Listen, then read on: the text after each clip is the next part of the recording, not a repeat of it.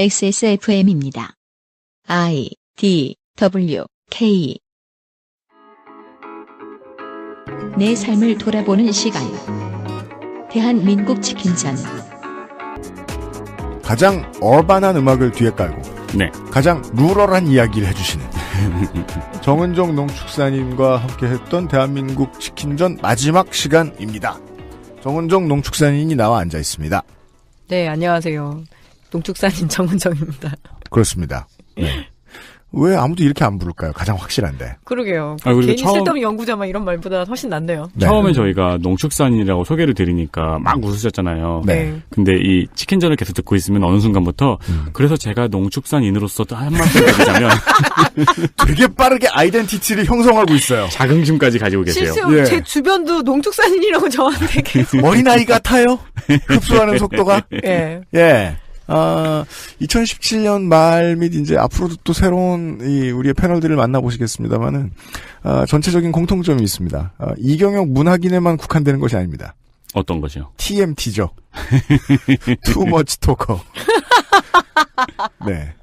헤비 토커. 저 메이웨더의 그 앙투라지들인 더 머니 팀을 뜻하는 것이 아닙니다. 네. 제가 말씀드렸잖아요. 가성비가 괜찮은 사람이라고. 그 Q&A 시간은 네. 이게 금방 끝날 줄 알았어요. 날 뭐 뭘로 예를 들어- 보고 장사 하루 이틀 하나. 이런 장사는 하루 이틀 하죠. 처음입니다만. 네. 12번째 질문부터 시작하도록 하겠습니다.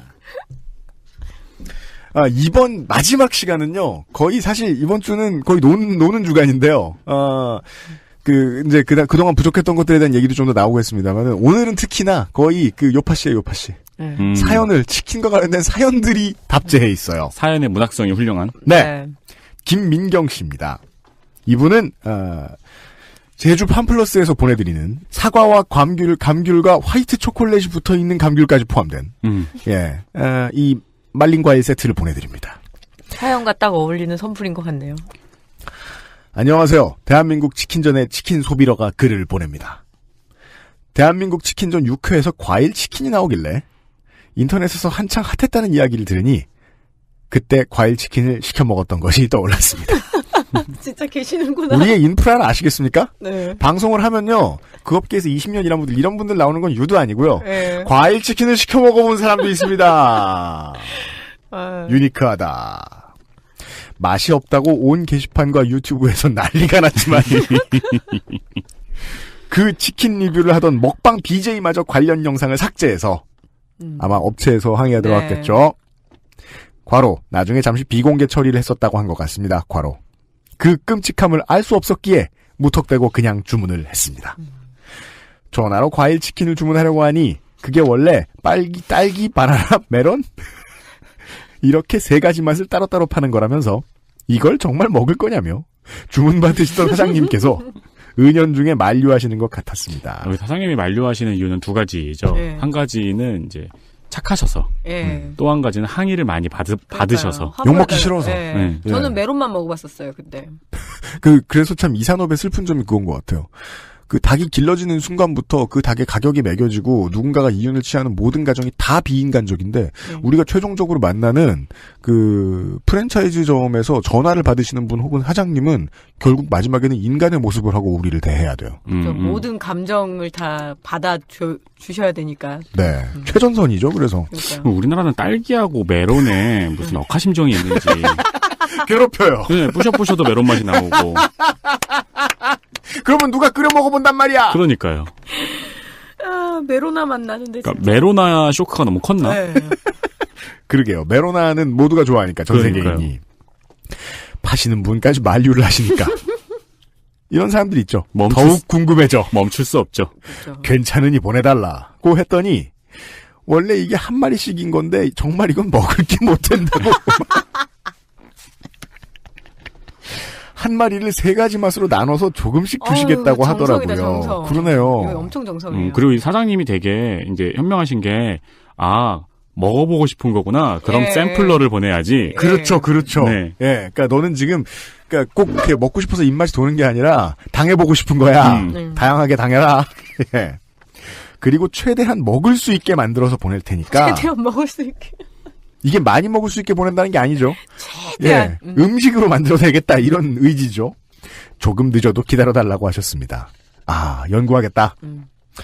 당시 마당이 넓은 주택에 살았는데 마당에는 목줄을 하지 않은 리트리버 한 마리를 풀어놓고 기르고 있었습니다. 올해 11살이 된 멍멍이는 리트리버답게 아주 얌전했고 사람 먹는 음식에 식탐을 부리지도 않았기에 치킨을 시키면 치킨을 기다리면서 개와 놀다가 치킨을 받아들고 여유롭게 집에 들어가곤 했습니다. 원래 이런 마당이 있는 집에 치킨 시켜서 치킨 오면요. 네. 개와 여유 있게 들어오는 게 아니고 개가 치킨에 매달려서 오죠. 그죠. 개와 싸우면서 오죠. 그리고 그 마당에서 자라는 개는 그냥 지나가는 오토바이 소리와 네. 배달 오는 오토바이 소리를 구분을 하잖아요. 네. 이 자식은 지금 기호가 낮아지는데? 멈추네? 예. 하지만 과일 치킨에 대한 멍멍이의 반응은 달랐습니다. 걱정스러운 얼굴로 과일 치킨을 주시는 사장님이 도착하신 순간부터 직접 배달을 하셨네요. 갑자기 맹렬하게 흥분하더니 정말 듣도 보도 못한 냄새, 늘 함께 맡았던 치킨 냄새와 너무 다른 냄새, 진짜 몹쓸 것을 본 것처럼 온갖 난리를 부리면서 치킨 박스를 공격하기에 당황했습니다. 그 개의 입장은 30분 뒤에 나에게 무엇을 줄 작정이냐 지금. 아니지, 주인을 보호하겠다니. 아, 그런가요? 네, 그쵸. 이런 거 먹으면 큰일 난다. 이건 비소야 이러면서. 바이오 해저드. 그렇죠. T바이러스야. 우주의 기운이 과일 치킨을 먹지 말라고 하는 것 같았습니다. 치킨이라는 말에 식탁에 함께 앉았던 동생과 엄마의 얼굴이 노란색, 초록색 치킨처럼 낯색이 이상해지더니 동생은 노란색이 됐고 엄마는 초록색이 된 거죠. 그럼 멍엄마죠. 뭐 이런 거 시켰냐면서도 다 함께 호기심에 그 치킨을 먹었습니다. 그런데 생각보다 먹을만 했어요. 과일 파우더 냄새가 너무 달고 강렬해서 몰랐는데 파우더를 좀 털어내니까 일단 본사의 의도에는 최대한 비켜나가야 돼요. 사장님도 그렇고 먹는 사람도 그렇고. 치킨이 붉은 것이 닭 자체를 맵게 만드셔서 매운맛으로 과일 맛을 가리시려고 한 듯했습니다. 그러니까 제가 보기엔 사장님이 연구를 해보신 것 같아요. 그러니까 이거 분명히 그 케이준 그 파우더 넣으셨을 거예요. 파프리카 파우더를 어떻게 해서든지 한번. 김민경 씨 해석이 오를 수 있다는 거네요. 네. 그러니까 이렇게 과일 치킨을 굳이 시키는 무지몽매한 고객을 위해서 일부러 이렇게 케이준도 동원하시고 하셨을 것이다. 사장님이. 결국 과일 파우더 부분을 털어내면서 매운 치킨을 다 먹었고 치킨을 먹는 와중에 치킨집에서 전화가 왔어요. 이 사장님 정말 장사 잘하시는 거예요. 먹을만 하냐고 물어보시기에. 이거는 제가 보기엔 살아있나 확인하신 것 같은데. 그러니까 전화 안 해. 그러면 아까 윤세민이 예측한 게 맞았어. 전화 지금 안 해주면 관리 안 해주면 항의 들어간다. 단골 잃는 거죠. 예. 먹을만 하냐고 물어보시기에 잘 먹고 있다고 대답도 해드렸습니다. 사장님께서는 걱정하셨었는지 안도하시는 것이 전화 너머로도 느껴졌습니다. 우린 농담으로 얘기했지만 진실했나 봐요. 정말 긴장 많이 하셨나 봐요. 사장님. 네. 생각을 해보니 사장님께서는 그 맛없었을 치킨을 억지로 여러 번 맛을 보고 또 그걸 호기심에 시키는 사람들이 먹을 수 있도록 어떻게든 고심을 하셔서 보냈을 거라 생각하니 마음이 좋지 않네요. 당시 과일 치킨에 대한 리뷰 중에는 참지 못하고 구토를 했다는 글도 왕왕 보였거든요. 사람이 속이 안 좋을 때가 많죠. 아니 이제 이 구토를 했다는 글은 이제 그래도 치킨값은 아까운 거죠. 네, 먹긴 먹은 거죠. 그러네요. 치킨을 시키는 걸 만류하시고 심지어 먹을만 하냐면서 전화도 주셨던 일이 오래 기억에 남아서 이렇게 그 알실에도 보내봅니다. 이상한 인사말이 있어요? 대한민국 치킨전 100회까지 화이팅. 이분 뭐 드릴까요? 아로니아 과일. 저기 그 알실이 257회예요. 그 어떤 코너도 100회 해본 적 없습니다. 네. 자, 그게 우리가 이런 얘기를 했었잖아요. 우리 방송 내용을 기억을 해보면은 먹을 만한 메뉴를 밀어내거나 못 먹을 메뉴를 밀어내거나 프랜차이즈에게는 똑같은 이득으로 돌아온다. 그리고 사실은 왜 저걸 개발했을까라는데 예전에 제가 BBQ에서 이 메뉴 개발하시는 분을 약간 다른 루트로 인터뷰를 한 적이 있어요. 아무 이유가 없더라고요. 그냥 회장님들이 해외여행 돌아다니시다가 갑자기 번뜩이는 아이디어가 생각이 나면 아우 속상해. 사진 하나 찰칵 찍어가지고 야 이런 거 한번 개발해봐. 그러면은 사실은 회사에 소속돼 있는 어느 나라에 어느 누가 이 RGB 치킨을 그쵸. CMYK 치킨을 판 거예요. 어디 가서 다 이런 거 보면 이런 거 해봐. 그리고 그 길거리 치킨은 아니고 개인점, 갠점이라고 하는데 갠점 치킨에서 히트친 치킨들을 많이 카피를 해가지고 가요. 보통 그렇죠. 네. 요리라는 게 참 그 레시피에 저작권이 애매하잖아요. 그래서 같은 경우에는 정말 전형적으로 한 치킨집이 오랫동안 노하우를 쌓아갖고 만든 건데 어디 해외나는 가면 개발하라고 그냥 무조건 밀어낸대요. 그리고 예. 그 말씀은 그러니까 물론 프랜차이즈 본사도 네. 잘 나가는 메뉴를 만드는 게 훨씬 좋죠. 네. 네, 이렇게 전 국민적으로 우악한 메뉴를 만드는 것보다는. 근데 이제 메뉴를 실패했을 때 리스크는 네. 개인 점주들이 훨씬 많이 가져간다. 그러네요. 그렇죠. 메뉴를 연구하는 사람들은 메뉴를 실패했을 때 리스크가 별로 없는가 보다. 김민경 씨가 그 모습을 아주 리얼하게 잘 그려주셨어요. 그러니까 이게 원래는 메론 치킨 시키면 메론만 해야 되는데 파우치를 그러면 파우더를 다 조금씩 덜어내면 중량보다 좀 오버하게 되거든요. 로스 나는 거예요. 근데 그건 아셨겠죠. 어차피 이거 안 팔릴 거 아니까 한 번씩 다 해주는 거고. 네. 제가 보기엔 이 김민경 씨하고 그 치킨집 사장님이 굉장히 라뽀가 크신 것 같아요. 그래서 과일치킨 지금 이제 단종됐을걸요, 아마? 그렇죠. 예. 본사가 밀어내서 맛의 고통을 점주님과 고객님이 함께 해결해 나가고 있는 모습에 대한 이야기를 보았습니다. 아, 고통은 어떻게든 밀려서 아래로 흘러요. 그 파우더 분명히 남아서 버렸을 거예요. 아니면 주스를 만들어 드시지 않는 이상 저거는 뭐 그냥 아니면은 주스를 끌어안는 거죠. 대량 사리면 덕용 구입해가지고 예. 자체적으로 뿌셔뿌셔 만들어 먹는 게 아닌 이상. 예. 네. 이런 삶의 이야기 드릴 것입니다, 오늘은. 대한민국 치킨전 정말 마지막 시간 13번째 질문. 너무 강조한다. 나도 안 올 거야, 바빠. 원데이 씨가 보내주신. 안녕하세요, UMC님, 정은정 농축산인님. 저는 딴지 D사 그알실, 아니, 참네. 이번 시리즈에서는 회사 이름 다 말해주고 딴지 이름만 가리는 것도 이상하잖아. 딴지 그알실 시절부터 듣던 청취자입니다. 저는 치킨 에피소드 1회에 농축산인이 말씀하신 것처럼 한두 주의 치킨 한 마리를 반드시 챙겨 먹으며 1년에 치킨으로만 30에서 40마리를 잡아먹던 20대 남자 청년입니다. 틀린 표현이 하나 있죠. 잡아먹을 수는 없습니다. 네. 그러니까 손으로 잡아서 드셨겠죠? 네. 베어 그릴스는 아닐 것이다. 작년 9월부터 일본으로 교환학생을 와 있어서 유동성의 위기가 파도와 같이 몰려와 녹록치 않게 생활하던 도중 농축산인의 치킨전을 듣게 되었고, 오랜만에 치킨이 먹고 싶어 며칠간 돈을 아껴 써서 자금을 만든 뒤에 가장 가까이 있는 KFC에 갔습니다.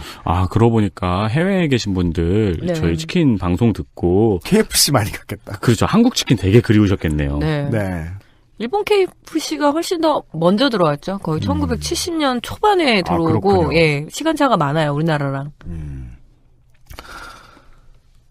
가장 가깝다고 해도 지금 있는 곳이 지방도시이기에 자전거를 타고 2-30분은 가야 합니다. 농축사님께서는 후라이드 치킨을 처음 만든 것이 KFC라고 하셨기에, 물론 그거야 다양한 설이 있지만. 있겠죠. 예, 있죠. 당연히 한국에서 보던 그 후라이드 치킨이 있을 것으로 생각했습니다. 크리스피를 말씀하시는 것 같아요. 그죠? 하지만 세상은 저에게 모질었고 혹독했습니다. 뭘 줬길래 그래? 일본의 KFC에는 오리지널 치킨과 순살 후라이드 치킨밖에 보이지 않았습니다. 순간 사고가 정지해. 이게 뭐지? 왜 한국에서 보던 후라이드 치킨이 없지? 라고 생각하며 패닉 상태에 빠지던 도중 캐나다 어학연수 시절이 떠올랐습니다. 당시 KFC에서 푸틴을 팔았기 때문에. 뭘 팔아요? 푸틴이라고요? 아니에요. 그 아저씨 아니고요? 러시아의 그건 뿌찐이고요. 그건 러시아의 사람이고요.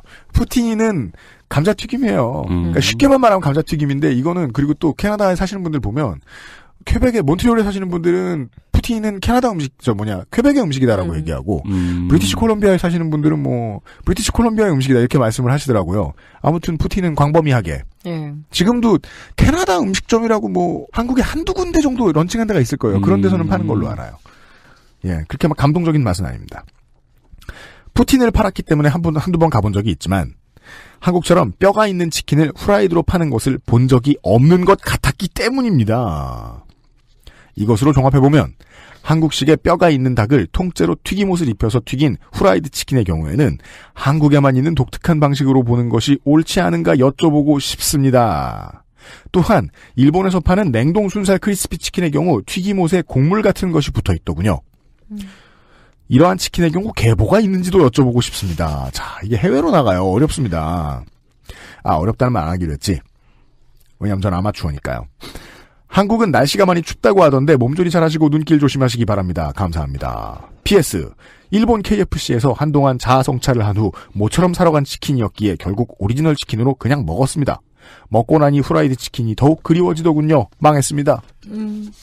네, 원데이 씨 고맙습니다. 그러니까 우리 원데이 씨는 사실은 지금 그 KFC에서 파는 핫크리스피 치킨에 대한 그리움이 되게 크신 것 같아요. 핫크리스피. 핫크리스피. 가라아게로는 해소가 안 되나 봐요. 그렇죠. 그러니까 일본 사람들은 크리스피라는 그 식감 별로 안 좋아하는 거예요. 그 가라아게는 그 아주 자기네들만의 되게 고유한 당문화잖아요. 네. 이 KFC 역사를 보게 되면 아시아에서는 제일 먼저 진출한 데가 그 일본이에요. 그래서 일본 KFC에서 그때 이제 켄터키 프라이드 치킨이었죠. 그때 그 광고를 만든 거예요. 크리스마스에는 치킨을. 근데 거기에 스토리텔링을 하나 좀 약간 제가 보기엔 뻥일 것 같은데 어떻게 만드냐면 일본에 거주하는 미국인이 크리스마스면 우리는 원래 칠면조를 먹는데 일본에서는 칠면조를 구하기가 어려우니까 제가 여기 KFC에서 그 치킨을 먹겠습니다라고 해서 그 말을 그대로 살려서 여전히 그 일본 사람들이 성탄 때는 치킨을 먹어야 된다고 생각을 한대요. 특히나 KFC를. 그런데 그때 먹었던 치킨이 사실 오리지널 치킨이거든요. 지금 우리도 KFC 가면 오리지널 라인이 있고 크리스피 라인이 있는데 한국 사람들은 어느 순간에 크리스피 쪽에 그 선호도가 굉장히 강렬한 거고요. 그래서 오리지널 치킨을 드신 것 같고 많이 안 팔리면 당연히 일본 KFC에서도 많이 안 파는 거죠. 지금 네. 한국 KFC에서 두 조각 주세요, 몇 조각 주세요 이렇게 얘기하면 네. 기본적으로 그냥 꺼내주는 게 크리스피인 그렇죠. 거잖아요. 오리지널이라고 따로 주문을 해야지 주세요. 그러니까 오리지널은 또 튀긴지 빨리빨리 회전율이 없으니까 금방 튀겨주는 경우도 있고 이미 그 온장고에서 조금 오랫동안 머물러 있어서 좀 많이 눅진눅진 하더라고요. 네. 저는 일부러 오리지널만 먹어보거든요. 그게 워낙 원조의 맛이기 때문에. 근데 인기가 많이 없죠. 한국에서는 유독. 저 일본 가면 저거 마시는데 닭 연골튀김. 그 일본은 닭 요리가 되게 많이 발달돼 있어. 그 내장 같은 경우 심줄 같은 거 굽는 꼬치도 있고요. 네. 그리고 닭꼬치도 있고 잘 발달이 돼 있죠. 제가 해외에 대해서 궁금한 건 전 그런 게 있었던 것 같아요. 모든 나라들이 다 이렇게 프랜차이즈에 다 잡아먹혀 있을까? 한국이 유독 그 현상이 좀 심한 편인 거죠. 네. 그니까요. 이제까지 제가 돌아다녀 본 외국은 안 그랬거든요. 전 뭐 경험이 일천하니 뭐 제 경험은 의미가 별로 없겠습니다만은 저기도 프랜차이즈인 것 같은데라고 생각되는 그런 도심 아직 구경 많이 못 해본 것 같아요. 한국에서 왜 새로운 동네에 그 가게, 음식 가게가 생기면 예를 들어서 뭐 냉면집이 생긴다 그럼 바로 그 간판에 가맹문이라고 또 같이 붙여버리거든요. 아예. 네. 맞아요. 1호점이 잘 돼가지고 2호점 되고 3호점 되는 게 아니라 처음부터 프랜차이즈를 지향하는 방식으로 모든 요식업계가 다 재편이 됐어요. 그 세상에 본점밖에 없는 본점 되게 많잖아요. 예, 그래서 뭐 바로 처음부터 가맹점 모집을 하는 걸로 그 이윤을 이제 축적을 하는 거죠. 사람이 개별적으로 사 먹는 걸로 이제 돈이 안 된다라는 거를 딱 판단을 내리는 거죠. 그게 되게 중요한 발언이었군요. 그 네. 농축산인이 베넷 빌딩 가서 들은 말. 네. 누가 어떤 류의 음식을 팔아서 돈을 버냐? 네. 처음 생긴 집인데 처음부터 자기네들을 1호점이라고 언명을 하죠. 그게 요즘의 문화도 아닌 것 같은 게 제가 심지어 중고등학교 때도 그런 가게들을 봤던 기억이 나요. 네. 방금 창업해가지고 1호점이라고 썼는지는 기억이 안 나는데 자기 창업의 포부를 막 사장님이 말씀하시는 네. 거야. 그 사장님 한 분하고 좀 나이 드신 분하고 계셨는데 이분이 자기 시어머니라면서 사업 파트너인가 봐. 그렇게 두 사람이 앞으로 2호점 3호점 만들고 막 그거 하겠다고 막 그걸 그 교복 입은 저한테 얘기하고 계시는 거예요? 아니 그런 욕망이 많은 사장님의 간판부터 약간 티가 나요. 그렇죠. 거기만 있는 가게인데 이제 로고도 만드시고 네. 뭔가 이름도 뭔가 막 실용신안 등록 이런 것도 네, 하고 그런 예. 것도 하고 거기 뭐 본점, 가맹문 이런 거 다 써 있고. 맞아요. 그래서 처음부터 그거를 지향을 할 수밖에 없죠. 네. 그렇다 보니까 엄청 많아져요. 그러니까 큰 프랜차이즈, 작은 프랜차이즈의 차이가 있을 뿐이지 웬만하면 다 프랜차이즈화 된 것들이 예, 요식업의 특징이라고 볼 수 있죠. 그것이 도착화의 가장 중요한 전략이다. 하긴 그렇게 해서 재작년, 작년 우리나라에서 시너 한 명이 또 생겼네요. 네.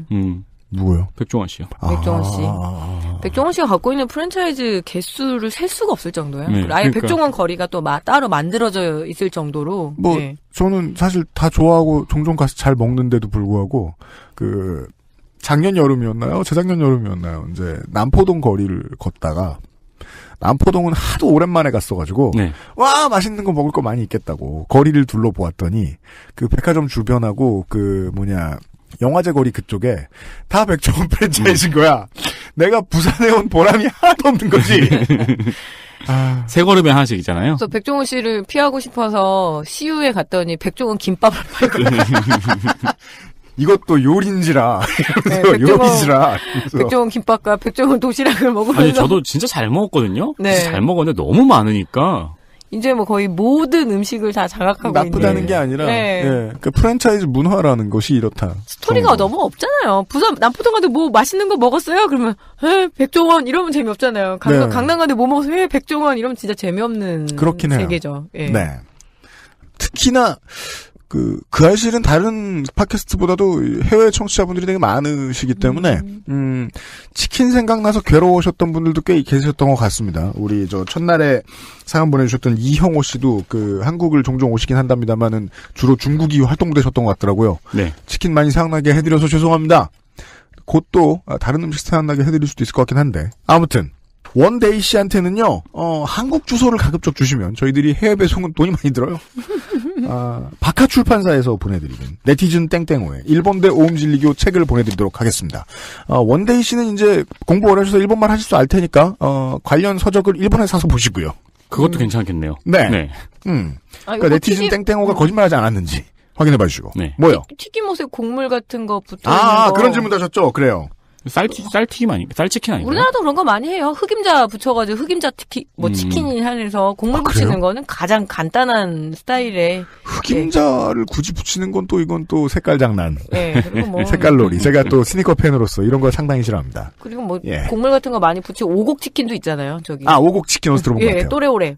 그래요? 또레오레는 모구촌에서 직영이 아니라 모구촌 프랜차이즈거든요. 농협, 거기서 예. 오곡 치킨 뭐 이런 거 많이 있죠. 쌀치킨도 한번 뭐 네, 히트한 적이 쌀치킨도 있었고. 있고. 네. 굳이 또레오라라고 이제 적시해서 말씀해 주시는 이유는 거긴 쌀 수급이 쉬울 것이다. 곡물 수급이. 그나마 유일한 수평적 계열화 업체이기도 하고요. 여기서 수평적 계열화의 모델이라는 건 어떤 겁니까 구체적으로? 그러니까 수직 계열화라는 거는 그 모 회사의 줄줄이 하청 관계라면 이거는 일종의 협동조합 시스템이에요. 농협의 농협 모구촌. 그리고 시포닥 씁니다.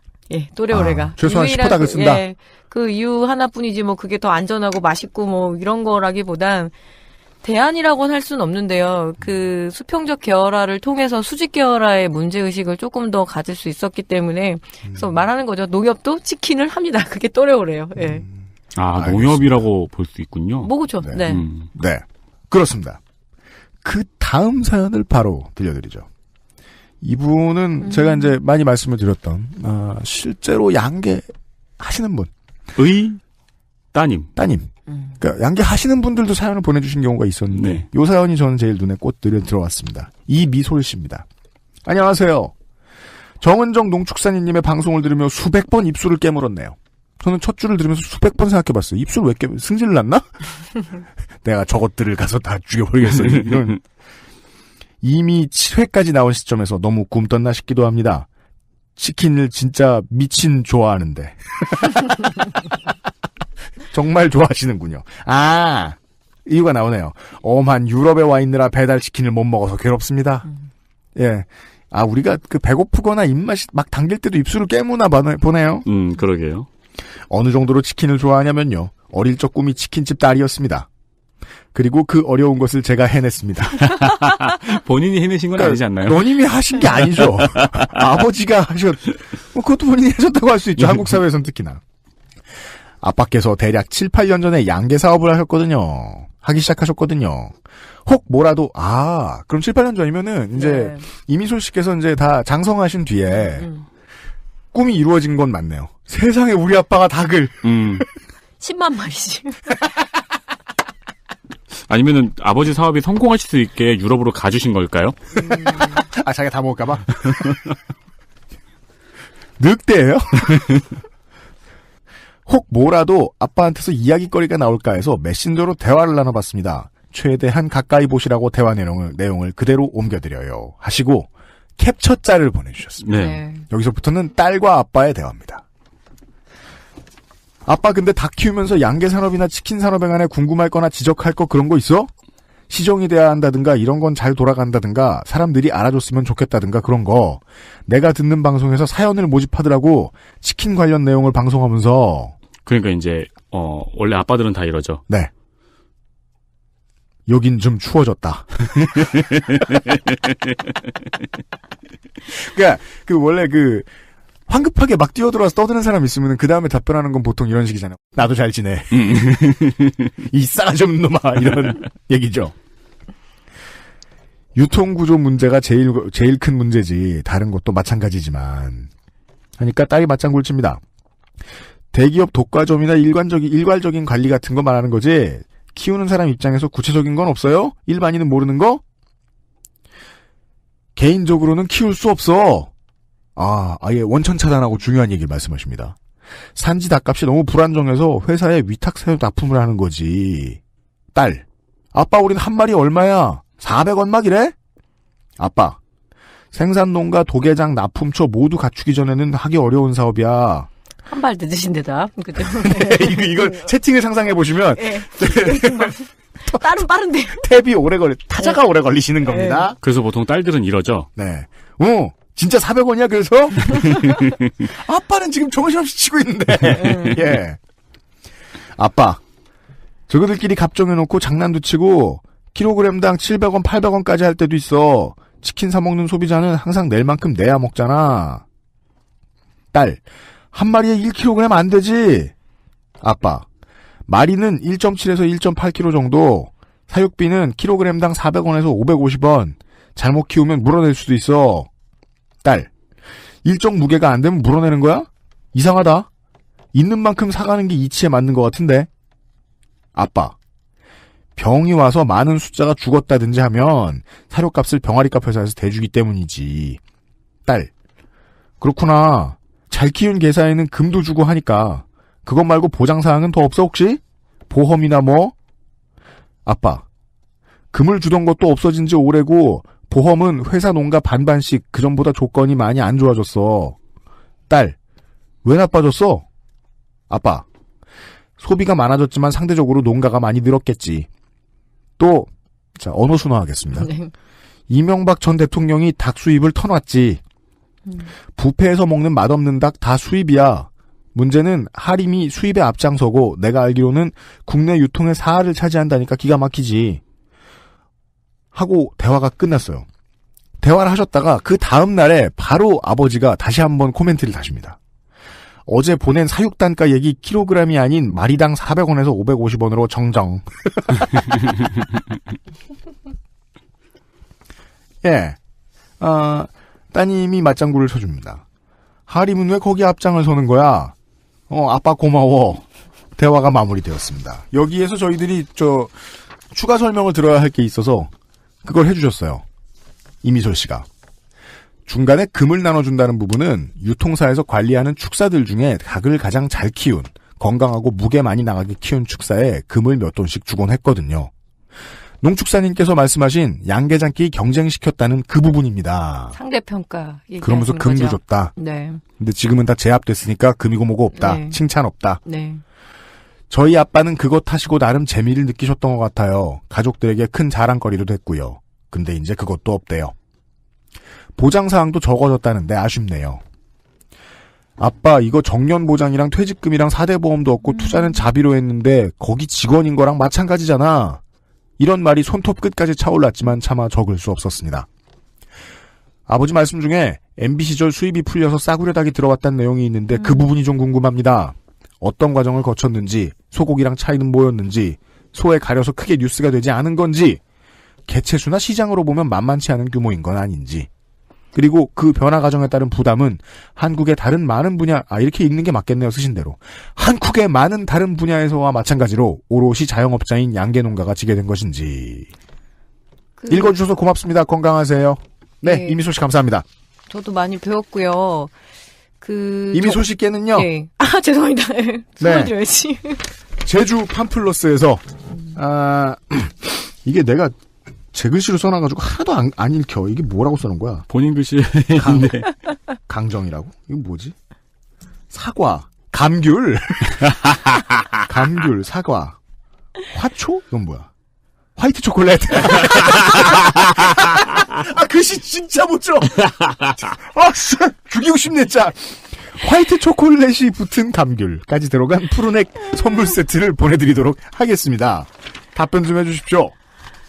일단은 그 아버지의 위치는 미솔 씨의 아버님은 소사장님이세요. 그러니까, 소사장이다. 그러니까 이게 때에 따라서 하림에서는 뭐냐면 소속 농가는 너네들이 그러니까 너네들 스스로 독립하는 거라고. 그러니까 우리한테는 병아리하고 사료를 받아가는 것 뿐이고.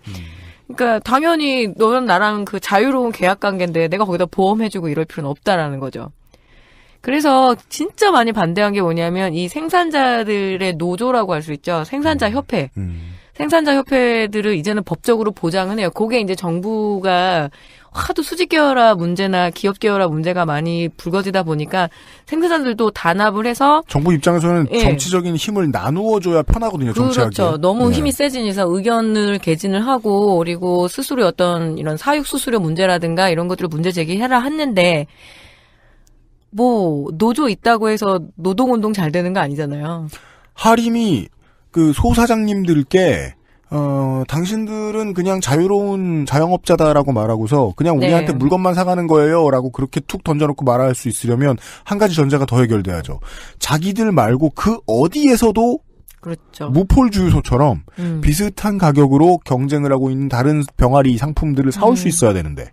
그렇죠. 선택권은 없는데 그리고 선택권이 없는 대신에 보장해줘야 될 것들이 하나도 보장이 안 되는 거죠. 그래서 그런 게 있고 실제로 2012년에 HK 상사라고 있습니다. 그건 뭐예요? 하림의 계열사인데 위장 계열사로 보셔도 될 것 같아요. 그래서 해외에 상사라는 게 그렇잖아요. 서류 페이퍼 컴퍼니처럼 이렇게 뭐가 들어왔다 나갔다고 하는데 네. 하림 네. HK 상사라고 있어요. 가짜. HK 뭘까? 네. 예. 한국. 예, 맞아요. 하림코를 우리나라에는 HK는 다 한국이에요. 예. 아 그래요? 네, 회사들 HK는 다 한국이에요. H가 나 외국 아마 거야. 왜 하림인가? 홍콩이라고 생각한 거야? H가 아마 하림모였는데 네. 그러니까 해외 주요 수출입 업무를 담당하는 그런 뭐 상사를 내걸었긴 했지만 여기서 몰래 닭을 들여왔어요. 자, 생각해보면 우리가 들여올 땐 사료를 들여오잖아요. 그러면은 갈 때는 다시 그 배가 들어갈 때 한 번은 비게 되잖아요. 그때 뭘 채워갖고 온 거죠. 그래서 미국산 닭을 몰래 유통을 하다가 딱 걸렸어요. 그런데 이제 발뺌을 막 하는 거죠. 그때 이제 언론들이 잡아가지고 했는데 그때 문제는 뭐냐면 이미 국내 닭고기의 어떤 수입량의 그러니까 닭고기 유통량의 많은 부분들을 거의 과점을 하고 있는 하림이 닭값이 떨어져가지고 농가한테 어떤 사육수수료 자체를 굉장히 후려치고 있는 이 와중에 그러니까 시장을 조절해도 시원찮을 판에 그러니까 시장 격리를 하든가 뭐 자체적으로 폐기를 하든가 이래야 되는데 몰래 닭까지 들여왔던 게 걸린 게 있어요. 그래서 그때 아마 그 말씀을 하시는 거죠. 그래서 아니라고 우리는 막 그 HK 상사라고 하림하고 되게 상관없어요라고 얘기했는데 그 HK 상사 대표이사가 하림의 임원이었어요. 하림 출신의 임원이었어요. 그래도 끝까지 이제 아니라고 우기고 그냥 이게 유야무야 이렇게 넘어가 그런 버렸는데. 거는 뭐 야당 당시에 뭐 야당 네네네. 정치인들도 지분 구조 딱 따보면은 금방 나오잖아요. 예. 그리고 소비자 입장에서는 뭐가 열이 받았었냐면 여태까지 사 먹었던 그 음식들이 하림의 생닭만을 쓴다고 했더니만 결국 뭐 하림의 이름을 달고 나온 그 미국산 냉동닭이냐 막 이제 이러면서 그런 이야기들이 많은 거죠. 아 그렇구나. 그게 어폐가 있고 가려진 이미지가 있군요. 그렇죠. 우리는 하림의 생닭이라고 생각하면은 무조건 국산. 국내산. 예. 그렇죠. 네. 근데 이해가 언뜻 생각하면 또 이해가 안 되는 게 하림이 국내에서 닭 시장을 그렇게 다 쥐고 네. 있으면은 수입이 시작되면 오히려 하림한테 불리한 거잖아요. 여기서 생각해봐야 되는 건 하림은 그러니까 내가 하자 아니에요. 예, 국내 모르겠는데. 시장만을 바라보는 게 아니에요. 하림은 늘 자기의 모델링을 타이슨 푸드 이렇게 얘기를 해왔었거든요. 그러니까 우리나라의 수직 계열화 그리고 현대 축산 이 사람들이 하고 싶은 게 국내 시장 사이즈가 그렇게 안 나요. 아까 왜 중국하고 우리하고 KFC 문제에서도 중국은 자기 자체 사이즈 시장이 워낙 크다 보니까 거기에서 아침에 그 모닝밀만 팔라도 되는 거죠. 근데 우리는 시장 사이즈가 그렇게는 안 나오거든요. 하림이 진짜 하고 싶은 거는 사실은 해외 법인도 되게 많이 갖고 있어요. 중국이나 동남아시아. 글로벌 기업을 지향을 하는 와중에 이 국내만 바라보는 건 아니고 수입도 많이 하고 수출도 많이 하고 하면서 공공연하게 얘기를 해요. 김원국 회장이. 나는 아시아의 카길이 되겠다. 그렇게 얘기를 할 정도로 야망이 엄청난 기업이에요. 그러니까 해외 법인을 만들어 놓고 스팟을 만들어 놓는 거죠. 아니, 카길 에그리가 되고 싶다는 것은 꼭 그렇게 나쁘다고 볼 수도 없고, 글로벌 기업화를 추구한다는 것도 나쁘다고만 말할 수 절대 나쁘다고 말할 수 없는데. 그럼요. 저도 그렇게 생각해요. 그러니까 그 과정에 놓인 그냥 양계농가 사장님으로 다시 돌아오면. 에스텍스 조선회사를 인수를 할 때 이제 그런 포부를 밝혔고요. 여기서 참 의심스러운 게 뭐냐면 총 인수 비용이 2조였는데 하림 자체 내로 박박 긁은 돈이 1조예요. 근데 그 나머지 1조를 어디서 동원했나 했더니 어떤 파트너십을 갖고 있는 역시나 사모펀드였거든요. 그러면 사모펀드에 그 펀딩한 사람이 누군가 했더니 사실은 카길 아니었겠느냐라는 예측들을 좀 했었어요. 우리가 연구자들이 이제 그래서 같이 협력이라면 협력이고 협잡이면 협잡인데 인수를 했는데 그때 곡물 직배를 하겠다. 사료 원료를 직배를 해서 훨씬 더 많은 부가가치를 창출하겠다라는 이런 이야기들 하는데 일례로 닭을 넘어서서 그 너머를 보겠다라면 저는 또 다시 한번 매각 시장이 다가올 것 같아요. 큰 돈으로 큰 돈으로 해서 넘기고 또 키우고 그렇게 해서 사세를 확장하는 거지 아니야말로 닭 팔아서 언제 그죠? 닭 팔아서 언제 하겠나 이런 생각들을 되게 많이 하게 되는 거죠. 그리고 신흥 시장인 동남아시아 그러니까 이제 막 육식이 굉장히 많이 그 육식의 확장이 일어나고 있는 동남아시아에 먼저 스팟을 꽂는다라는 거는 그 시장까지 내다보는 거고 사실은 국내 시장이 그렇게 크게 신경 안 쓰거든요. 이 회사가. 주주와 아까 그 중간급 되는 주주와 CEO의 입장을 한번 머릿속으로 생각을 해보면 뭐 하림 정도 뭐 되는 기업이다라고 생각을 하면은 나중에 이제 플랜트 시스템을 해외에 갖추고 좀 뻗어 나갔고 좀 잘 되고 있다라고 생각했을 때 그쪽에 더 많은 투자를 하고 싶다라고 생각되면 어느 순간 한국의 양계와 관련된 사업을 갑자기 부풀려서 팔고 그렇죠. 다른 나라로 가서 그 나라에서 이제까지 하림이 해왔던 일과 동일한 일을 시작하려고 할 수도 있겠다. 그렇고 더 크게. 국내 양계업이 워낙 그 전체 사이즈로 보자면은 크지는 않거든요. 네. 그래서 실제 해외에서 가장 싸게 생산해서 해외 시장 자체, 해외에서 키워서 해외의 시장을 개척하는 방식으로 그렇게 가게 될 거고, 국내에 있는 어떤 그 조그만했던, 그러니까 중소규모 이하의 작은 육계 회사라든가 사료 회사들을 많이 복속하겠죠.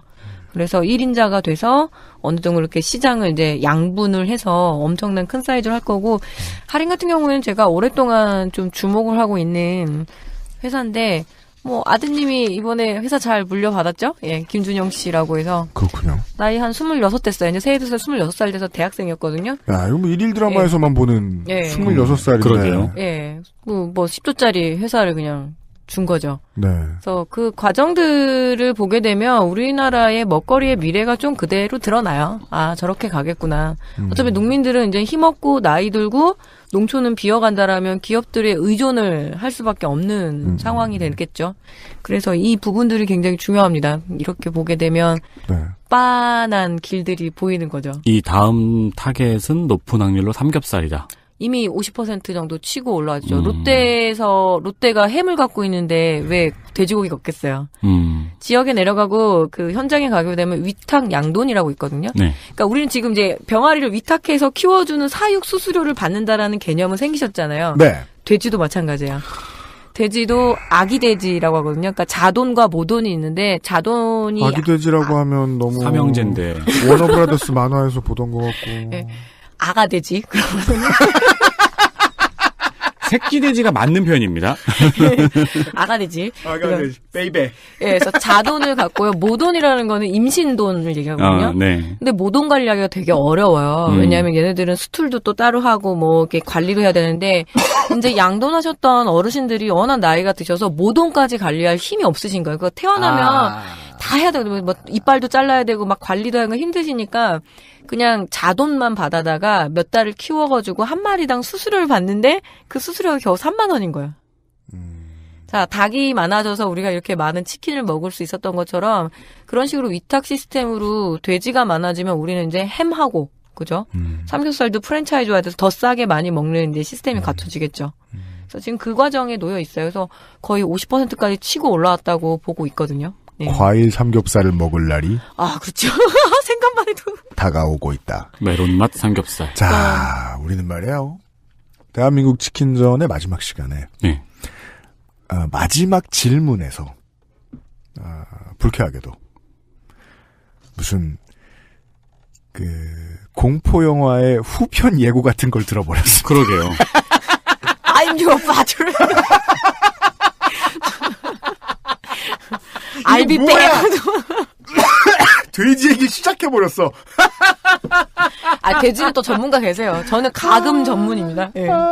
아, 근데 진짜 생각하니까 진짜 싫으네요. 삼겹살이 지금 치킨 시장처럼 텔레비에서 아이돌이 나와서 광고하고 스트레셔 티 입고. 네, 그럼 네. 벌써 프랜차이즈화 진행 많이 됐잖아요. 뭐 많이, 그랜그랜부터 해서 뭐 마포, 갈매기부터 해서 그런 게 전초 기지라고 보시면 될 것 같아요. 그래가지고 삼겹살 맛이 그렇게 그냥 프랜차이즈화로 일원화돼 있다고 생각하면 그건 되게 기분이 안 좋을 것 같네요. 그렇죠. 어느 집은 좀 쌈장이 맛있고 어느 집은 좀 파절이가 맛있고 이런 게 있어야 되는데 네. 똑같은 맛을 또 제주부터 저 강원도 속초까지 똑같은 맛을 본다라고 하면 저는 이것저것 다 떠나서 참 심심한 사회다 이런 생각 많이 해요. 네. 네.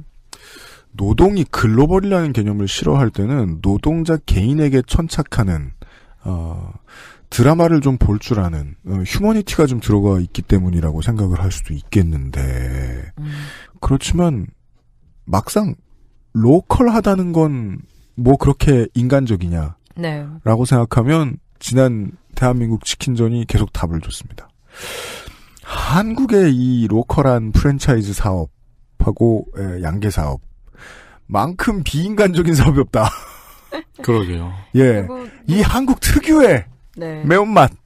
농수축산 분야에서 이거는 제 영역이니까 스스로 자성을 하자면 국내 이주노동자 문제에서 가장 심각한 부분이 농수축산 분야예요. 그렇습니까? 시설 재배부터 해서 실제로 제가 그 책에서 인터뷰한 농가는 2명의 캄보디아 노동자를 고용을 해서 12만 마리씩 1년에 7번씩을 키우시는 집이었는데 네. 주로 남아시아 계열의 노동자들이 많이 진출해 있고 인권 문제라든가 거기서 벌어지는 수많은 성폭력의 문제라든가 이런 것들을 어떻게 할 거냐. 그래서 농민들이 순박하고 이래서 제가 막 그 입장을 대변하겠다는 건 절대 아니거든요. 그렇죠. 그래서 우리 스스로 그 이야기를 지금 꺼내고 반성하고 할 필요가 있다. 오히려 어떤 대도시의 진출 공장에 와 있는 이주노동자들은 그래도 어느 정도 인권의 사각지대까지는 아니잖아요. 근데 농수축산 여기는 굉장히 고립된 지역이잖아요. 그렇죠. 그래서 그 문제들에 대해서는 스스로 지금 많이 치부를 드러내는 과정들을 욕을 먹더라도 할 필요가 있고 우리가 지금 이렇게 한 마리 치킨 그리고 한 근의 삼겹살을 먹을 때는 이미 국내산이다 하더라도 거기에는 우리보다 훨씬 더 좀 가난한 나라의 노동자들의 피눈물이 담겨 있다라고 볼 수 있죠. 네. 어촌이 제일 심하다고 하죠. 예, 그게 1988년에 시장이 개방되면서 제일 먼저 그 개방된 게 어촌의 어부들을 이주노동자를 채우기 시작을 했거든요. 제가 아직 그 녹음을 하지 않은 청취자 여러분들은 이제 그 앞 순서가 뒤바뀐 이 편집본을 들으시게 됩니다. 저랑 윤세민이 아직 녹음을 하지 않은 그 뉴스 라운드업 시간에 제가 얘기를 했습니다만은 아, 네. 내일 얘기할 거예요. 난 반드시 이야기할 것이다. 토요일에 얘기할 저 토요일에 제가 지금 과거형으로 얘기하고 있는데 청취자 여러분은 목요일에 들으셨을 거예요. 어떠한 뉴스를 보여줄 때 A라는 사태를 보여주는 걸 보니 B라는 사태를 무시하고 싶구나라는 해석이 사람들 사이에 되게 팽배해 있습니다. 네. 정치적인 권력을 선점해야 하는 매우 극한의 상황에서 나오는 정치적 본능이라고 볼 수 있는데요. 이 본능에서 좀 떨어져 보고자 하는 게 언제나 그 알실의 의도입니다. 유입되는 외국인이 겪고 있는 실태에 대해서 말한다고 해서 직업이 없는 한국인들을 죽여버리자라고 말하는 것이 아닙니다. 간결하고 정의로워서 우리를 속여먹는 팟캐스트적인 레토릭을 버리고서 한번 나중엔 접근해보고자 합니다. 저도 그 얘기를 말이죠. 네! 정은정 농축산인 나가서 20분만 쉬고 계시면 저희가 광고를 듣고 뉴스 아카이브를 하고, 아니, 진짜 벗지 마세요. 아니, 아직까지 적어가지고. 네. 우리가 어떻게 녹음하는지 다 얘기를 해드려야 되잖아. 본인이 아마추어처럼 구셔가지고. 귀엽잖아요. 저하고 윤세민 에디터하고 뉴스 아카이브를 하고 돌아와서 마지막 사연 읽을게요. 아스트랄 뉴스 기록실 뉴스 아카이브 35년 전 이번 주에는요, 에이특공대가 미국의 NBC 채널을 통해서 처음 방송되었습니다. 그게 저는 기억이 안 나요. 넌 35세 아닙니까? 저는 뭘 기억하려 들어요? 굳이. 전격 제트 작전은 기억이 나는데. 네, 손이상어로 전격 지작전. 네, 그거는 기억이 나는데 에이특공대는 기억이 안 나요. 네. 이때부터 많은 미국인들이 바보들을 불쌍하게 여기기 시작했습니다. 이번 주에 있던 일들을 윤세민 에디터가 전해드리죠. 1987년 1월 27일입니다.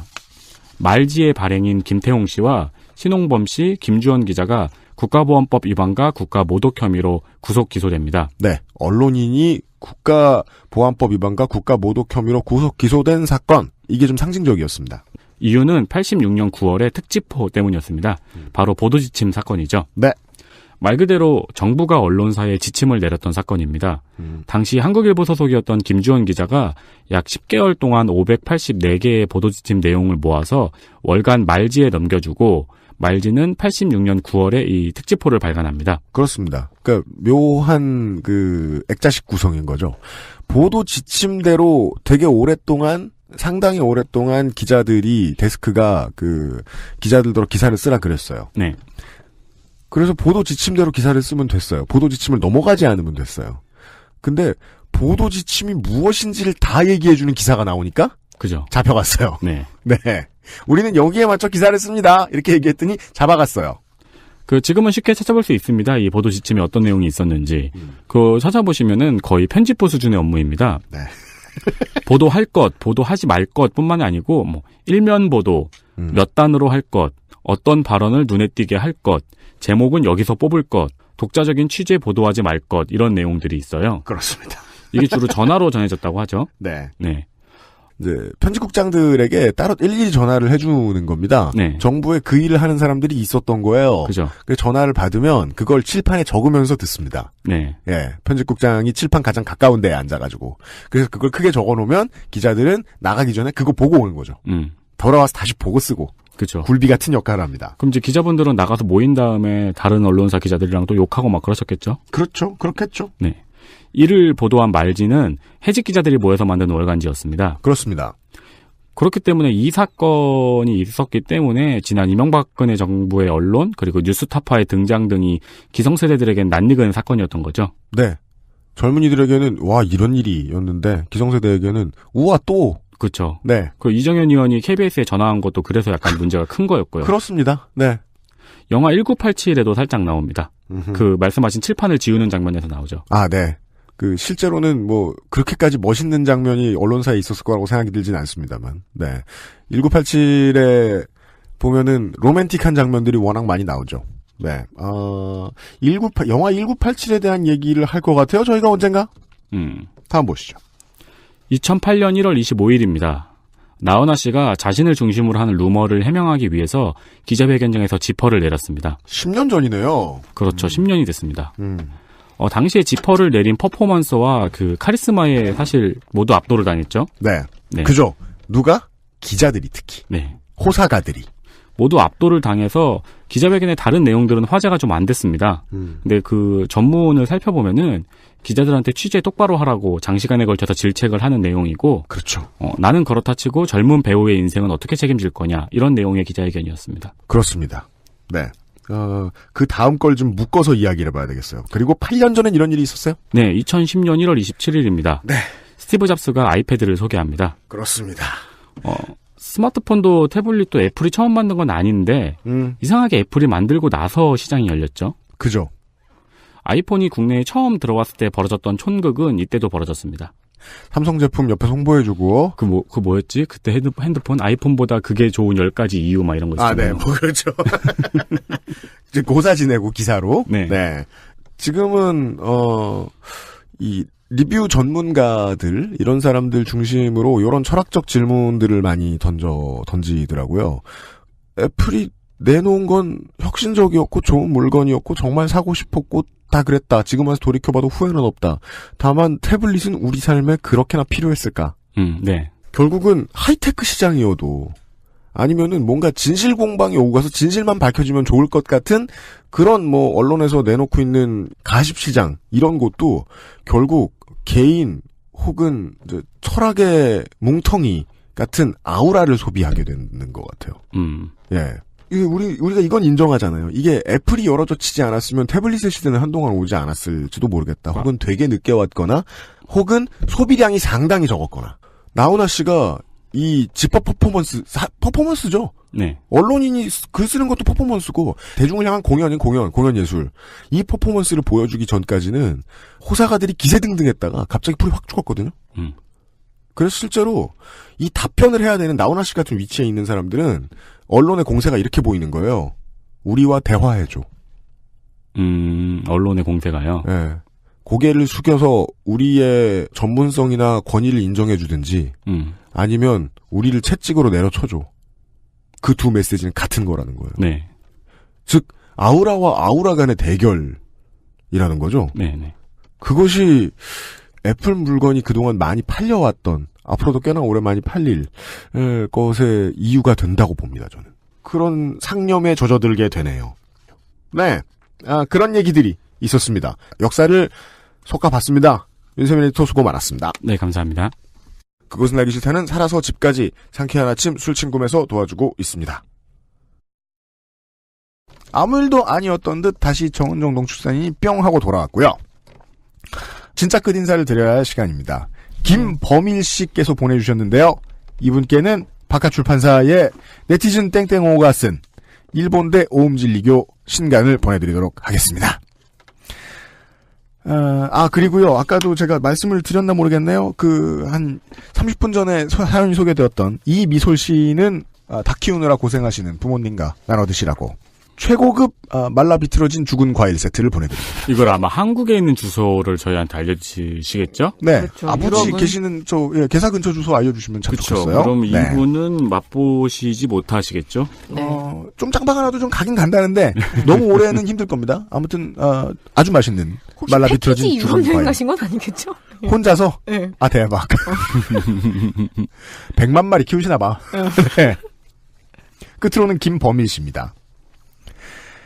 해화동 시절 공개방송도 참여했던 오랜 팬입니다. 여기서 해화동이란 대한민국 치킨전이 참 좋은 점이 아무것도 안 가려 욕 빼고 아무것도 안 가려되니까 참 좋네요. 딴지 시절에 네. 벙커원에서 네. 18세기쯤에 방송됐다. 우리 다시 가니까 그 벙커는 이제 딴지 것도 아니고요. 네. 윤석화 씨 거예요 원래부터. 네. 이번 지방선거 데이터 센트럴이 시작되면 열심히 듣겠습니다. 사실 데이터 센트럴은 모든 지역을 따라가기 버거울 때도 있었거든요. 더 열심히 듣겠습니다. 이런 말을 왜 하나 했더니 뒤에 조건을 깔아요. 부디 정은정 농축산인의 방송을 더 듣게 해주세요. 자, 두 가지 질문이 있습니다. 하나는 일단 지방선거 데이터 센트럴이 그렇게 듣기 힘드냐? 근데 저도 옛날에 청취자 시절에요. 네. 열심히 따라가다 결국 놓쳤어요. 진짜요? 네. 못 따라갔어요. 낙오했어요. 네. 치킨전은 1월에 끝내주시고 다음부터는 다른 얘기로 불러주시면 안 될까요? 너무 재밌네요. 불러다가 이런 얘기 저런 얘기 찌르면 막 나오지 않을까요? 그러니까 이거는 그거죠. 원고를 준비해서 나오시는 게 아니고 그냥 나와서 이렇게 녹음실에 앉혀놓고 저희가 오늘 날씨가 좋죠? 이런 거 물어보면 30분. 시리. 농축산인 그러면 이렇게 갑자기 나타나가지고 부르셨냐고. 지금부터 말하겠다고. 전화 연결하고. 아유, 감사합니다. 어쨌든. 네. 박래군 선생님, 조성주 선생님 방송도 충성심으로 듣고 있었습니다. 자, 조성주 소장 매겼죠? 아니, 박래군 소장님은. 아니, 박래군 소장님이야. 원래 그 인권재단 사람에 이렇게 정말이지 어떻게든 내가 여기는 후원한다라고 생각하시고 도와주시는 시민들이 정말 많아요. 네, 로열티가 있을 수 있어요. 네. 근데 그 와중에 전혀 시민운동 같은 것도 안 하고 있는 준공무원 조성조장에 끌려 들어와서 먹었어요. 한 방. 그러니까 이게 무슨 뜻이냐? 두 가지죠. 내가 데이터 센트럴도 어떻게든 다 들을 거고 조성주 소장 방송도 이를 앙다물고 다 들어주겠다. 충성심으로 듣겠다. 그 대가가 농축산인이냐? 나 협상의 대상이요. 2대1이네. 2명 대줄 테니 1명 내놔라. 유피디님의 과감한 결단 부탁드립니다. 늘 응원하고 감사합니다. 네. 아이. 저는 이 말이 이렇게 착하게 들리지 않아요. 그러니까 계속 그 농축산인을 또 안 부르면 응원하지 않겠다. 감사해야지 않겠다. 그러면 이 두 분의 방송부터 먼저 안 들으시겠네요? 내가 딴 건 재밌어서 듣는데 그동안 충성심으로 듣던 조성수 소장은 내팽개치겠어. 아이고야. 전해줘야지. 얼굴을 봐야지. 네, 요즘 너무 놀렸어요. 미안해서 더 못 놀리겠네. 이렇게까지 매겨버리면 어떡해요? 그리고 내가 조성수 소장 내가 요새 생활 패턴을 아는데 그 아실 다 들어. 아, 그래요? 죄송합니다. 저기 제가 이제 대한민국 치킨전을 통해서 기분이 좋았던 거는 그동안 농촌에 대해서 어떤 식으로 전달을 하려고 그래도 청취율이 높지 않았어요. 농촌에 대해서요. 왜냐면 네. 청취자는 신이니까. 그가 그렇게 선택했을 때는 다 이유가 있는 거예요. 그렇죠. 예. 사실 콘텐츠 소비자 입장에서도 인터넷에서 여러 가지 소식을 보지만 네. 농촌 소식 같은 거 클릭해서 보고 싶지 않잖아요. 예. 저는 어떻게든 히트하는 농촌 관련된 콘텐츠를 만들고 싶었거든요. 5년 만에 풀었을 때 다행이라고 생각해요. 그러니까 PD가 이렇게 생각한다는 말씀을 왜 드리냐면 제가 이렇게 생각했는데 설마 무슨 정말 미운 사람이 아닌 이상 저한테 막 마약을 팔고 막 자는데 막 칼로 허벅지를 찌르고 막 이런 사람이 아닌 이상 또 안 모시겠느냐 라는 겁니다. 네. 네. 치킨 말고 다른 콘텐츠 있어요? 저 말하면 안 될 것 같아. 뭔데?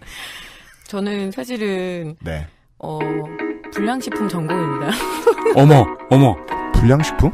완전 재밌겠다. 사실 차기작으로 준비하고 싶던 게 불량식품 사회사였고요. 오. 예, 근데 이게 좀 약간 박정희 시대 때 그러니까 우리나라 식품위생법, 해썹 이런 거를 어떻게 전달을 해야 될까? 저가 약간 그런 거에 관심 많은 거예요. 똑같아요. 우리 대학생들을 제가 가르치고 있으니까 이 학생들한테 농업 얘기하자고 해도 농업경제학과인데도 관심 없거든요. 농업경제학과인데요? 네, 관심 없죠. 농업은 빼고 경제학만 얘기하고 싶은 거죠. 그래서 저도 고육주책으로 만든 게 이 치킨이라는 컨텐츠였고요. 그리고 지금 사실은 하고 있는 거는 백남기 농민 그 투쟁 기록사를 적고 있습니다. 투쟁 기록문. 그래서 이 두 가지를 준비하고 있으니까 너무 세게까지는 마세요. 네. 벌써부터 리퀘스트 팍팍 들어올 테니까. 네, 언젠가 불러주시면 그 이야기를 좀 풀어낼 수 있지 않을까 싶어요. 네. 그리고 관련된 농가에 다른 이슈들이 생길 때에도 어차피 농정신문에 계속 칼럼 쓰시고. 농정신문은 이번엔 하차하려고요. 아 진짜요? 네. 예. 경향은 계속 쓰고요. 너무 바빠가지고 농정신문은 좀 진짜 잠시 접고 경향에선 계속 쓰고 있습니다. 알겠습니다. 이슈가 생길 때 가끔 또 뵙도록 하겠습니다. 네, 가끔. 네, 가끔 뵙도록 하겠습니다. 왜 이렇게 건방지지? 투머치 토커를 위한 나라는 없다. 가끔 뵙겠습니다. 농업 소식 같은 거를 전해드릴 수 있는 분이네요. 그렇습니다. 네, 기대해 주십시오. 네. 정은정 농축산인과 보낸 2달이 끝났습니다. 정은정 농축산인 그동안 수고 많으셨고요. 저희들도 같이 세트로 물러갑니다. 윤세민과 유승민 PD였습니다. 다음 주에 뵙도록 하겠습니다. 안녕히 계십시오. 그동안 수고 많으셨어요. 네, 정말 쓰였어요. 정말 감사합니다. 감사합니다. 박수 치고 끝내야겠다, 오늘은 진짜. 그러니까 그러면 안 돼. 세민이 외쳐!